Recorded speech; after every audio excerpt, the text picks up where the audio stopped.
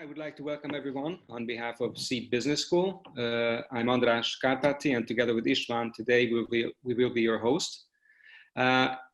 This is already our 7th event of our webinar series that we started early May. So I believe we have some returning participants, and I also hope you have enjoyed our sessions so far. We have one more event to go.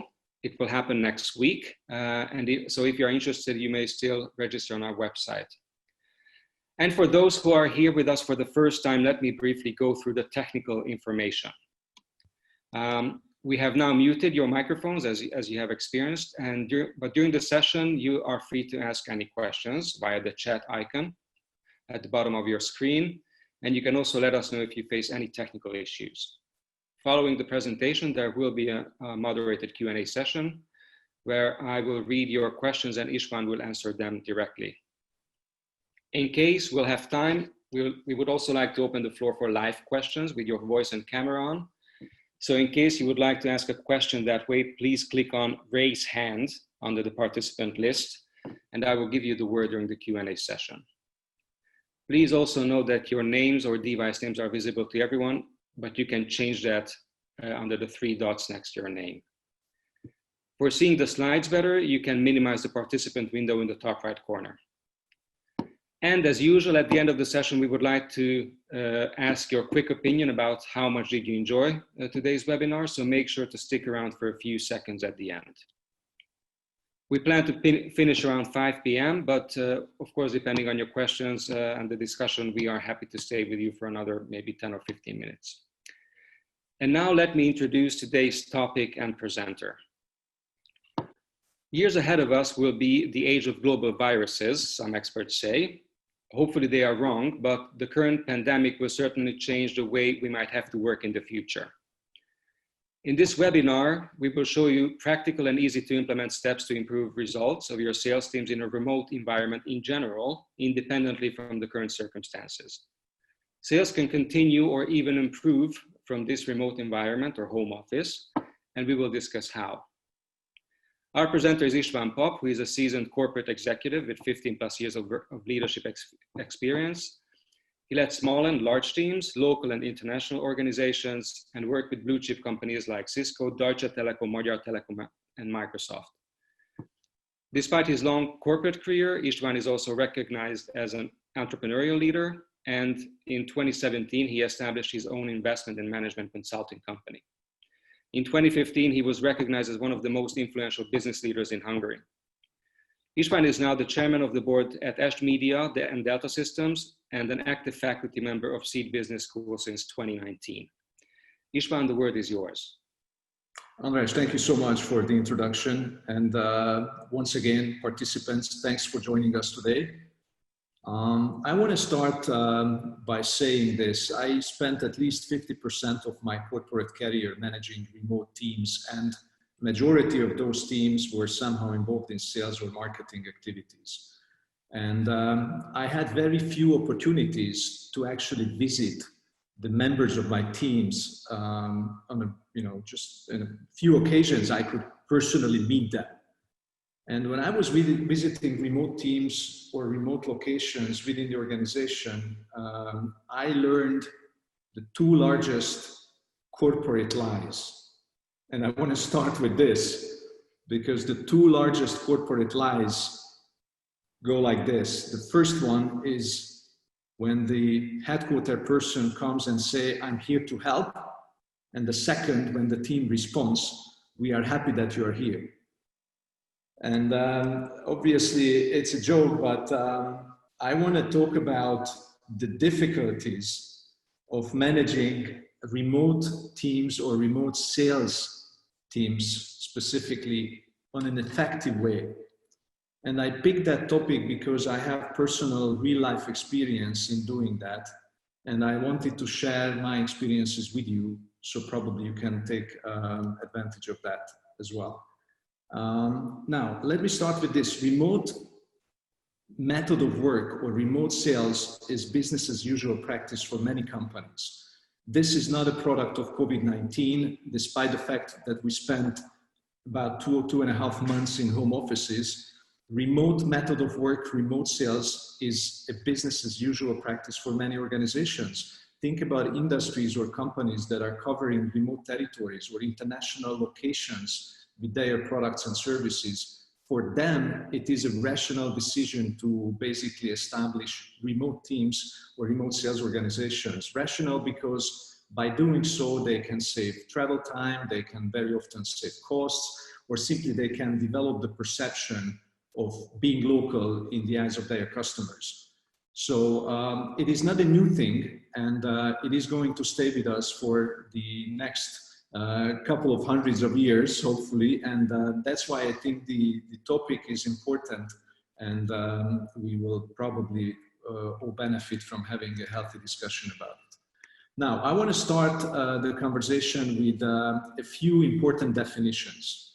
We talk about how to manage remote sales teams effectively, and in that sense, I think the definition of sales management is a good starting point. The way I define sales management is this. Sales management is the business discipline that is focused on practical application of sales techniques and management. Now, if you want to define your role as a sales manager, I think you can do that by focusing on three major domains. Sales strategy, and in sales strategy, you do a couple of things. This is the domain where you basically plan your efforts on a strategic level. This is where you set market segmentation. This is where you set priorities for your team. You also organize. So you structure the organization, you do the proper resource allocation, responsibilities are set within the strategic domain, as well as you direct. So you set the direction for your organization. This is where you lead, you motivate. So you do those things which will actually get your team moving ideally towards the right direction. The next domain is sales operation. This is a different one because it is all about execution and coordination. So this is the daily job that you have to establish, the workflow that you have to establish, and the workflow that you have to manage on a daily basis. And the last domain is sales analytics, which is basically the control. This is the domain where you control the activities. This is where you look at the KPIs. This is where you give feedback on performance. This is where you set the incentive plans. And this is where you actually manage your sales budget.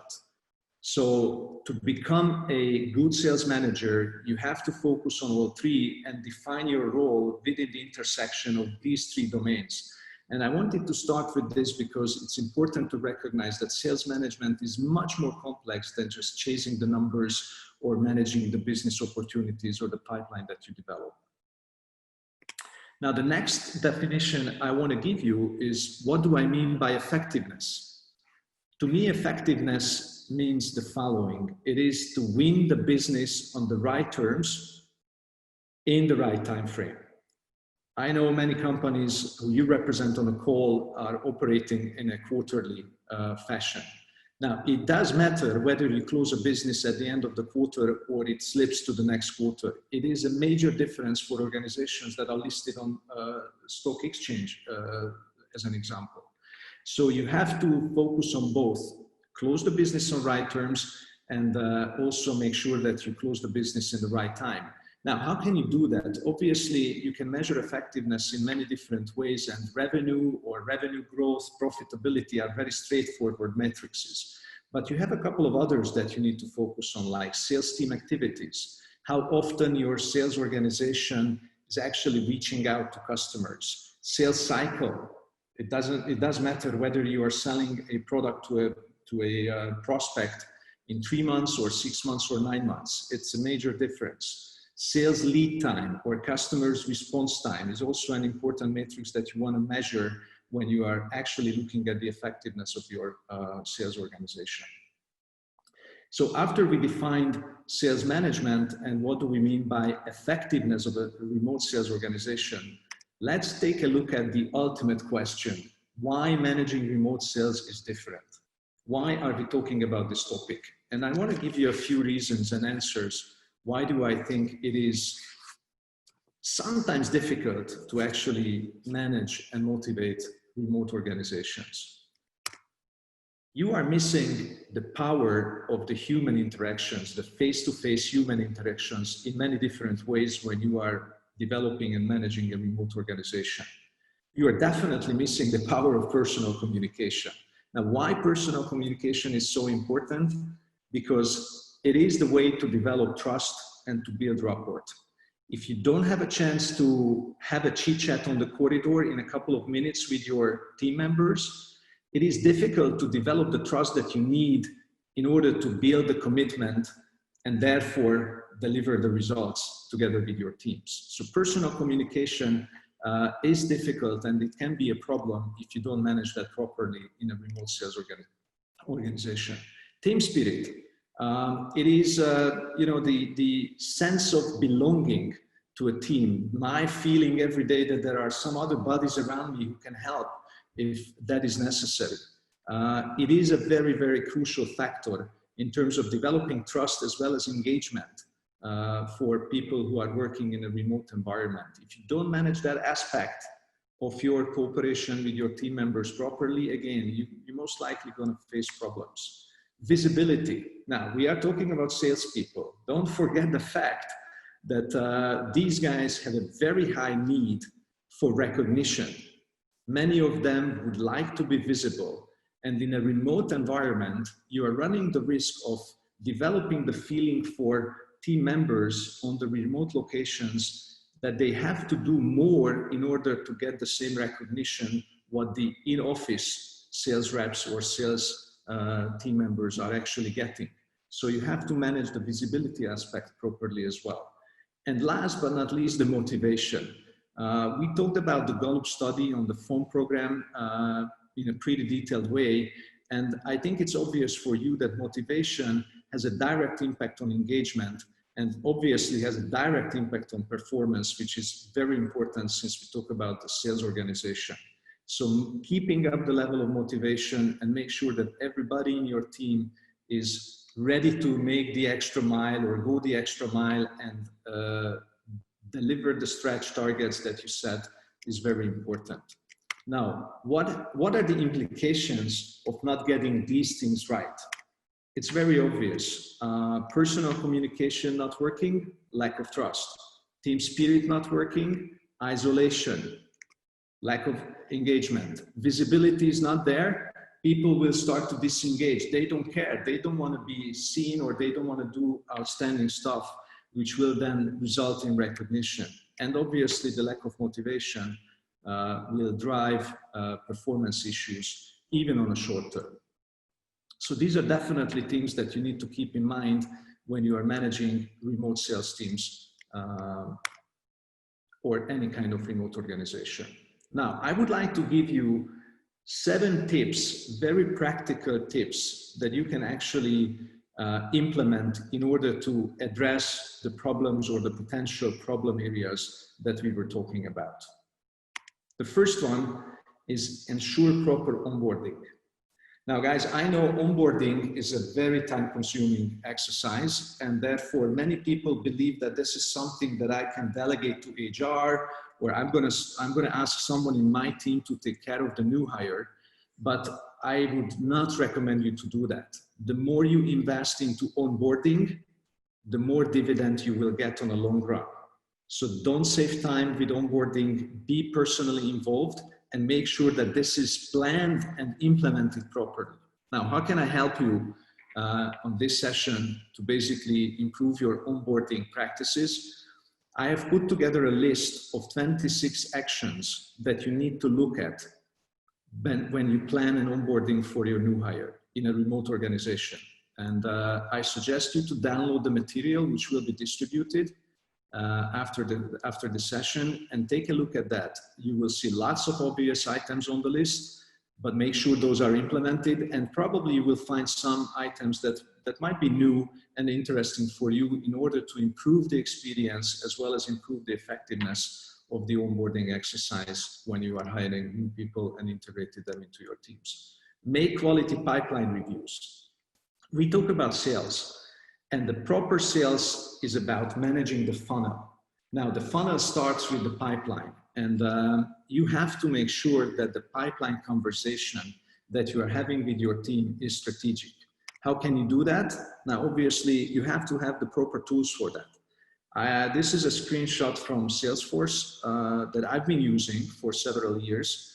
And I found it a very effective tool in order to manage sales organizations and make sure that I have all the information that I need on a strategic level to have quality and meaningful pipeline discussions with my team members. It's important that you understand what's going on in a sales territory. It's important that you prepare yourself before you get on the call. And it's important that you address the issues based on the pipeline report and objective data that you have at hand in systems like Salesforce. There are tons of different systems, no matter which you want to use. The point is that you have to have something which will help the effectiveness of your work. One-on-ones are the best coaching opportunities. Now, we talk about coaching, which is actually a very difficult thing to do in a proper way. When I was managing sales teams, I always used a very simple technique. I looked at the team average, and when I saw people, sales team members or account managers having a lower than average performance in some areas, I engaged in a conversation by showing them what other team members can do on an average level, and therefore having a quality conversation about the areas of improvements. This is just a very simple, very pragmatic tip that I can give you, and I suggest you to basically try that and make sure that your coaching efforts become more effective, because that will help your team to improve overall performance. One thing I'm going to talk about at the end of the presentation, that when you are in a remote environment as a sales manager, you have to have a different style. And if I can be honest with you, and why not, I'm closer to the pushy type of sales manager, right? So I was stretching my organization all the time. I was stretching stretch goals or establishing stretch goals and pushing everyone to cross the line. This is not working very well in a remote sales organization. Coaching is a much better approach, helping the team to develop and demonstrating the right skills. You personally demonstrating the right skills is probably the winning cocktail in this particular case. Make success as well as failures visible. Again, use communication channels like Slack. I use Slack in several organizations I worked for. And this is just, again, just an example. You have tons of tools that will enable you to establish proper channels, communication channels to your teams. And I suggest you to use these tools. Slack is good because you can create some groups, and you can have channel to individual groups with dedicated and particular interests. You can have a team for a group, such as success stories or failures that we can learn from. And you can basically share information very effectively. Make success and failure visible, because that's the way you establish a learning culture within the organization. It's not enough to celebrate a great win at the end of the quarter. You actually have to do that on a daily basis when you are managing a remote organization. This is your chance to develop the spirit. This is your chance to help your organization learn from each other. Focus on learnings, not only by actually making success and failure visible, but also creating the opportunities for learning. Now, one of the things I recognized when I was managing remote sales organizations, people who were often reaching out to customers over the phone, is that the most effective learning opportunity is to record the conversation with the customer and analyze that together with the group, together with the individual who was involved in the call, but analyze it and use it as a coaching opportunity. Go through the call, highlight the moments of the conversation that went well, and talk about how can the rest be improved. It is a great learning. It is a fantastic tool to basically improve the effectiveness of the team. Also, focusing on learning can be achieved by recording your sales calls with your team. Not everyone in a remote organization will be able to participate in every single call that you have. because of time zones, because of different reasons. Now use recording function in the communication channels that you have in place, and make sure that the recorded conversations are distributed so everyone can listen and everyone can learn from the sales calls and the coaching sessions that you have. Keep tracking the quality as well, not only the quantity. This is again very important. Sales is not only about the output, but it's also about the input. What is that you put into the proper funnel development? What is that you put into the preparation of the proper sales call with customers is something that you need to keep on tracking. And for that reason, you can either use a very simple Excel file where you have qualitative KPIs and you can show to the team where do they stand, or you can basically have different online systems which will help you to track qualitative KPIs as well, and not only chasing the numbers. And the last thing which I'd like to highlight is the importance of communication. In a remote environment, you have to over-communicate in order to get the messages across. And I have to be honest with you, intelligent people will feel like, oh Jesus, this is too much. And when you have that particular feeling, is probably the moment when you reach the right level of communication. When you think it's too much, is probably enough for the receiving end. And that's how you can actually make sure that the messages, your messages, will get across no matter how far they need to travel. Now, after looking at this list, I'd like to provide you a specific example, if you like, a case study, which was my personal experience with a company here in Hungary that is operating worldwide. I'm not going to mention the name, but this is an IT company having a very specific product that they sell through online channels and online entirely. And they operate worldwide, which means that they are covering 7 international territories across the globe. The sales, as I said, is entirely online, which means that they have inbound and outbound sales organizations. Inbound sales is obviously following up on marketing generated leads, and the outbound organization is reaching out to customers who did not show any interest or particular interest in the product, but might be relevant for a conversation or a sales call.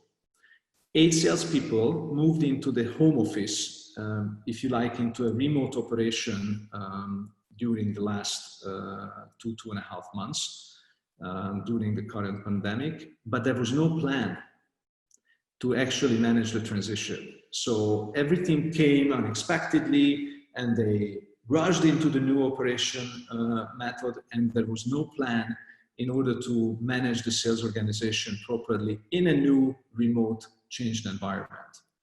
One last comment, before they moved into the home office environment, the performance of the team was actually up to the industry standards. So they performed extremely well, revenue-wise they were on plan, all the other operational KPIs were according to the expectations, so the team was doing a great job. Now, what happened after 2 weeks? We looked at the numbers because everything was in a free fall, and we didn't really understand what's going on, what happened with the team which was, you know, performing extremely well, what happened in 2 weeks so that almost every single KPI turned into the red. 37% drop in successful customer contacts. And yes, you can say that during a crisis like what we have experienced, it is more difficult to actually reach customers. Might be true, but in fact, in some cases, it was easier to reach accounts because they had nothing to do. So they were ready to engage in a sales conversation or a meaningful discussion about how can they improve the usage of the product or the services. Still, 37% drop was totally unacceptable and surprising. 48% decline on new customer bookings, which was a consequence of almost exactly the same amount of decline on new customer calls. Again, why is that? How come that the sales team, which was performing extremely well, all of a sudden stops being effective and stops being able to reach the customers? 54% less demos and meetings. The most effective tool, sales tool for this organization was a 45 minutes demo. 54% decline in the number of demos indicated a massive revenue decline in the coming weeks. So we needed to do something, and the sales management called for a get well meeting where they actually discussed what they can do differently and what is that they can improve in order to help the team to get back on track and outperform the expectations again. And here is what they have done. They started the day always at the same time, 9:30, with a video stand-up. Every morning, 8 people from 8 different locations, plus the marketing head, plus the sales head, plus the sales operations head, got on the phone or a video call and started to do daily stand-ups. Stand-up is an effective way of basically setting expectations on a daily basis and reporting your progress to the rest of the team. Now, what they have achieved with that, they achieved a better alignment. Everybody was disciplined after a couple of days because it was clear that, hey, I'm not with the team, I'm not sitting next to my manager, but I still know what do I have to do on that given day. And the execution became much more effective even after a couple of days after they started with this practice. Important thing was the fact that they always started this stand-up at the same time. So it became a kind of routine for the organization. Okay, it's 9:30, I have to be on the video and I have to prepare myself and I have to report the progress I made in a proper way. So it was a very effective practice they have put in place. An interesting observation was that when you have a remote organization, you need different technologies on site. Basically, this sales team needed large screens, and not only one large screen, but in some cases, even 2 large screens were implemented in order to support the daily operation. When you are in the office, you probably have those devices. When you move into a remote environment, some people don't have every particular device they need in order to perform the job. So this required a specific attention from the management, and only after solving this problem, the team became as productive as they were in the office. Now, I know this is very obvious. It sounds like, hey, come on, of course you have to have technology in place. But when you have a remote organization, just keep that in mind. It's something that you need to focus on and solve with the right attention. Online tracking of daily activities. Now, I talked about the qualitative measures. In this particular case, the management implemented a set of KPIs, which were called operational KPIs. And we were tracking daily progress on operational KPIs. Numbers are coming, great. But let's take a look at how many phone calls did you make? How long were those phone conversations with your customers? How many emails did you answer? How long were you participating in chat channels? So these are very, very pragmatic KPIs that will give you an indication in terms of how the sales performance will develop over a period of time. And once we started to look at that, all of a sudden the performance improved. And we not only started to look at the daily activities, but we published the activity report on a daily basis. So everybody could look at, hey, what was my performance today? Did I make enough phone calls? How was Tom's performance today? Did Tom make enough phone calls? And if not, what's happening? So let's talk about that with Tom tomorrow, if I can help or we can somehow support him improving. So that actually generated a lot more traction and more activities overall in the sales organization. This is a screenshot again, a system that can be used. Salesforce provides that opportunity or option for you. Monday.com is another great tool that you can use in order to set up the operational KPIs and monitor that on a daily basis. It's like a dashboard, and it is very visible in the sense that you can see who is doing what and where are the red flags and what you need to focus on in your sales conversations. Publish team members' activity to improve transparency. I talked about that. It's not a Hall of Fame report that we are talking about the best performance. No, you have to be honest, and you don't have to embarrass people, but you have to be honest about who is doing what. And you have to show the top performance, the average performance, as well as the bottom 5%.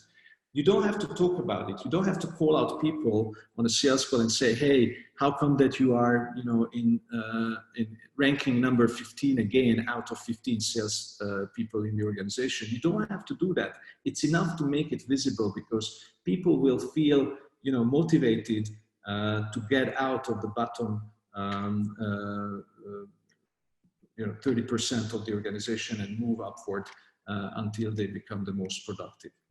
Provide recognition publicly. We talked about that. This particular team started to do funny stuff.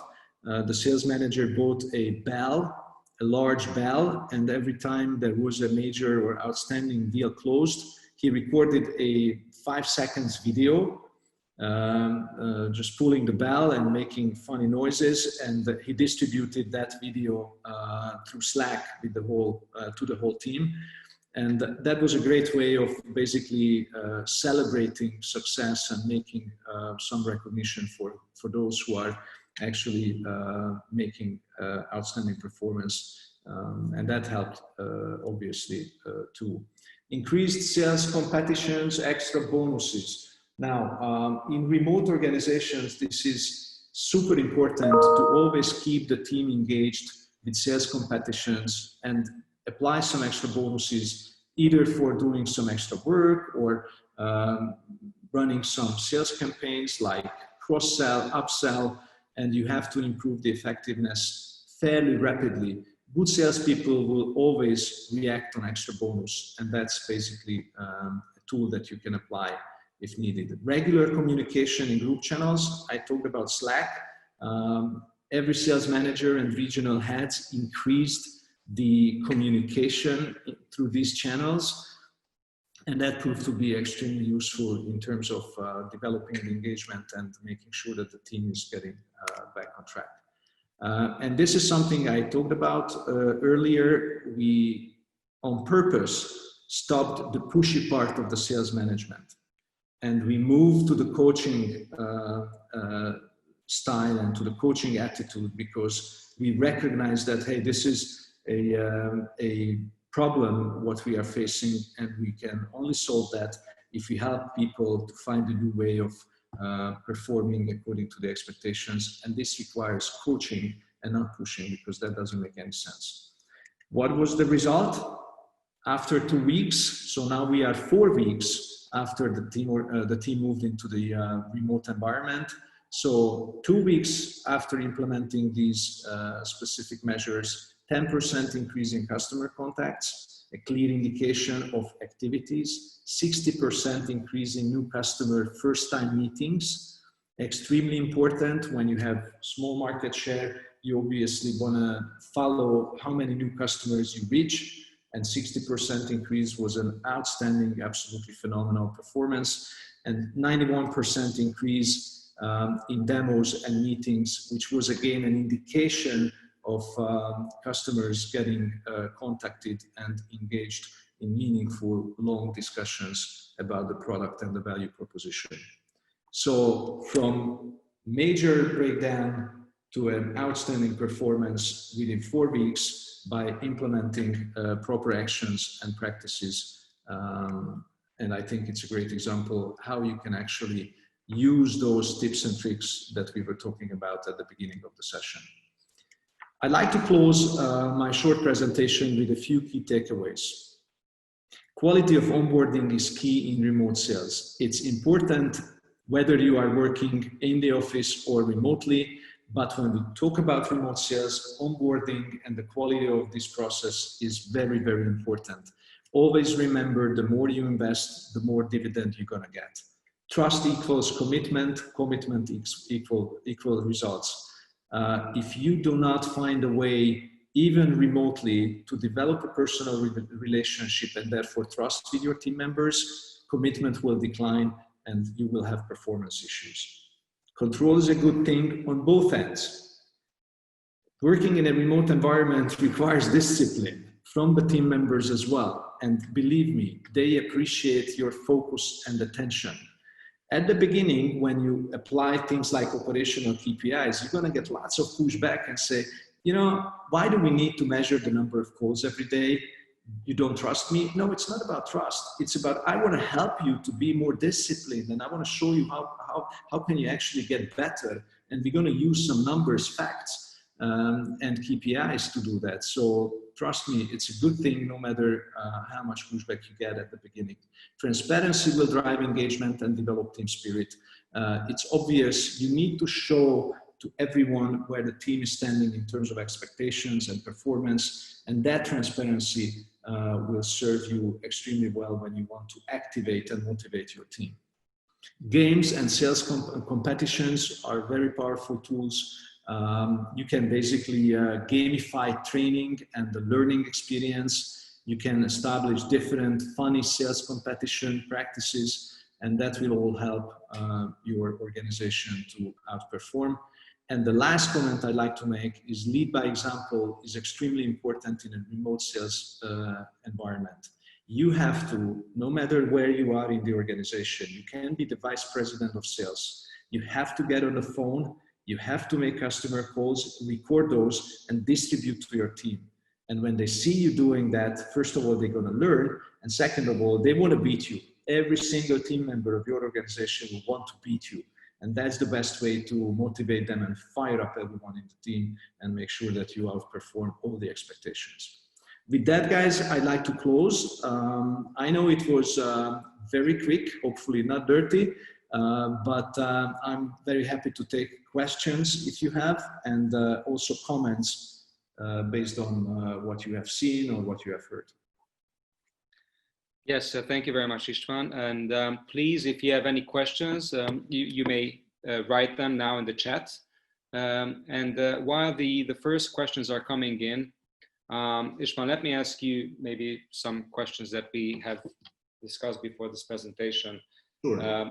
First of all, you talked about the KPIs, the qualitative and quantitative KPIs. You mentioned them. Yes. In your experience, is there a good balance in terms of qualitative and quantitative KPIs?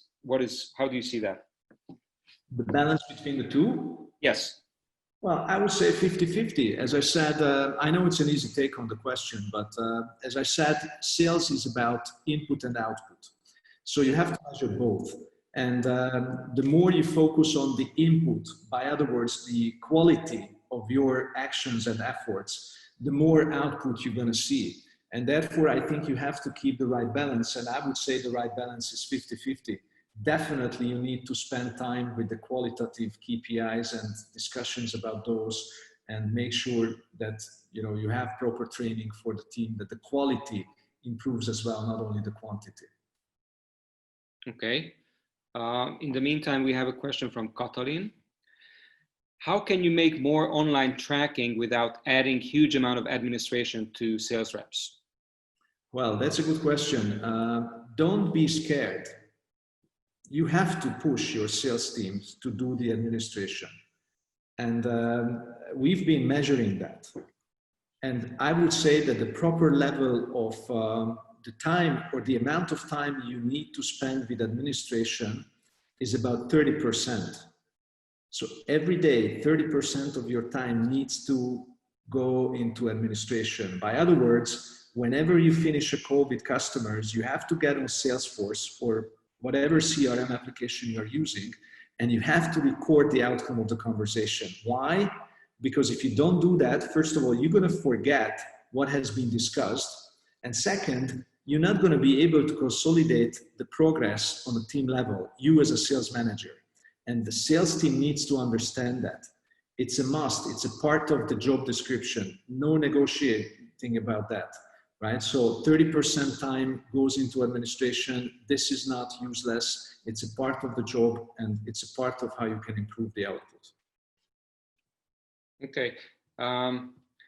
Actually, another question came in. How do you know that your people are actually telling the truth? It's not just about sales teams. It's all about, it's about all kinds of remote teams that you try to manage. Look, first of all, the first answer to that question is that you have to have a culture in which people are telling you the truth. If you cannot establish that as a leader, you are most likely going to fail. But the more pragmatic approach or answer to that question is that you have to have these digital tools which will record all the activities of your team. And once you can measure things, you can manage as well. So you don't need to rely on the stories or the anecdotes of your organization when you are having a sales call, but you can just open up your PC, look at the numbers, look at the KPIs, and you know exactly what's going on no matter what you are actually listening to on the phone. So I would suggest you to develop a sales culture and a work culture in which data plays a key role, and you have a discussion about the proper and reliable data whenever you are discussing performance. Okay, thanks. Actually, a question coming from Robert. I suppose this question is about not just remote teams, but teams in general, sales teams. Yes. How to push administration at teams needing to travel day by day. Every minute of administration is lost at travel distances and visited customers. Yeah, that's the usual experience. Robert, let me be honest with you. It's not a waste of time. As I said, it's a part of the job. So if you think that having a follow-up conversation with the customer after sales is a waste of time, you are probably on the wrong track. If you believe that administering your job is a waste of time, you are probably on the wrong track too. I know it sounds harsh, but I think you need to get your salespeople in the CRM system, registering everything they do. And I know it's difficult because sales are typically not the most accurate people. Obviously, I've seen very, very accurate salespeople, but sometimes these people are more, on the emotional side and the conversational side, etc. But you need to get them to understand that this is important, and it's also important for them. How can you do that? Mobile applications. Now, every single CRM or the more modern CRM applications are available on your smartphone. So you don't have to enter the office or open up your laptop to do the admin work. You can just do that on your phone. And actually, some of the CRM applications are extremely intuitive, which means that you don't have to type and enter thousands of words and data into the system, but you can just click, drag and drop, and then you basically do the proper registration. Yeah, actually, the next question from Attila is coming from that angle as well, about using the right type of application for tracking the tasks and the CRM and so on. You mentioned Salesforce. Is it the one that you recommend? Is it well connected with the CRM, the task force and the CRM system as well, integrated in that system? What do you recommend? I'm using at least 3 different CRM systems. I used the Microsoft application. I used Salesforce. I used Monday.com, which is not specifically a CRM, but it has CRM functions as well. I would say, it really depends. Salesforce is probably the most sophisticated one. It's the system that can be customized in a way that you basically have all the functions that you need in line with your sales process. But is it the best one? I don't know. I would say that you need to look at different options and you need to pick the one that will suit your specific needs the best, and make sure that the way you customize the system is crucial. So look at the ability or the possibilities to make customization in these systems, and the level of that will probably give you a good indication which one is the best. Yeah, so you're actually saying that the CRM is a must, because there's a question from Sandy that what if you don't have a CRM? What are the key steps you need to do, focus on then? I don't know. To me, not having a CRM in a sales organization is like not having a car when you are a taxi driver. I mean, what do? You have tens or hundreds or thousands of customers. What do you do if you don't have a CRM? Well, actually, I tend to say that, you do have some kind of CRM system in place, even if it's a well-built Excel sheet at the beginning, and then you switch on to a more complex system, but something you should have in place. And look, most if it's CRM or if it's Excel, that's great. But developing an Excel which will provide you the proper reports, because the CRM is not only, again, don't forget, it's not only for the sales reps, but it's for the management to consolidate and run reports effectively online, basically. I don't know if Excel would be the best choice for that purpose.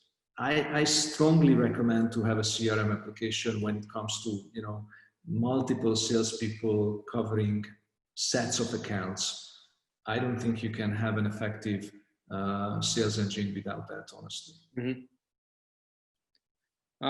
There's one more personal question on coaching. You said that coaching is an important part, and the one-on-ones are an important part of the team development and the culture and so on. It comes back to a lot of things we have discussed previously. Do you personally have some best ways or best ways of coaching or techniques that you implement from time to time? Yeah, absolutely. And I don't want to get into the you know, debates about terminologies, whether it's coaching or something else. But what I've used very often was basically shadowing. So whenever I went to a customer call, I took someone from the sales organization with me. If it's a remote environment, you can have a call with an accountant, someone listening. But you know, shadowing and demonstrating the way of doing things according to your expectations is a very effective tool. And there is one more benefit of doing that, apart from, you know, teaching someone or developing someone in your organization. It shows your vulnerabilities, right? So when you are ready to basically show your weaknesses in front of your team, it's a very powerful thing. And I think that's another reason why this shadowing is something I like to do extremely well, or extremely a lot. Mm-hmm. Okay, thank you very much. I see no further questions for the moment. You can still send us some if you'd like to ask in the next couple of minutes. But in the meantime, István, can you move to the next slide, please? Sure, I can. Yes, and because this is a time when I would like to ask for your feedback on the webinar so far. So from 1 to 7, please hit a number about how did you enjoy today's session.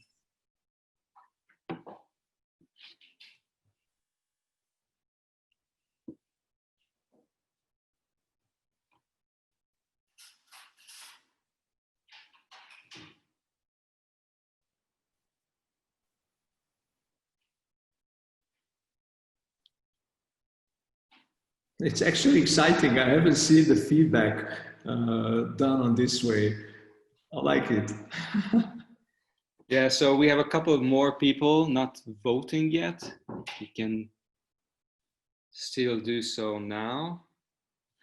Okay. I'm closing the poll now. And if you don't have any further questions, I would like to thank, oh, there's one question arriving in the last moment from Katalin. You mentioned leading by example means also the sales director even can do customer calls, but is it okay to overcome on sales rep? Overcome on sales reps. Yeah, I think Katalin meant that you're stepping into his territory or maybe overtaking some responsibilities at that time.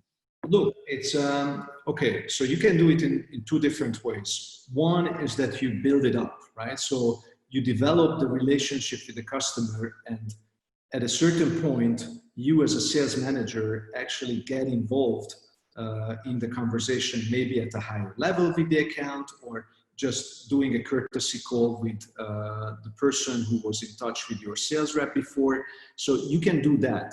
And that's an architected way of doing that. Now, the other way is when you participate on a sales conversation and you actually step in with the corrective desire. So your salespeople will probably not have the proper answer to a question. You can step in and say that, hey, let me add to this, and then you provide an answer which was adequate to the question. Obviously, you have to do it in the right way, but yes, I think it's absolutely fine.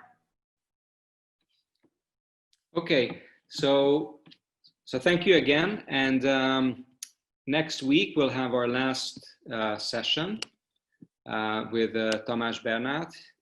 He will talk about when you are on the agenda, being a mid-manager. So next week, Thursday at 4 p.m., we are happy to welcome you again.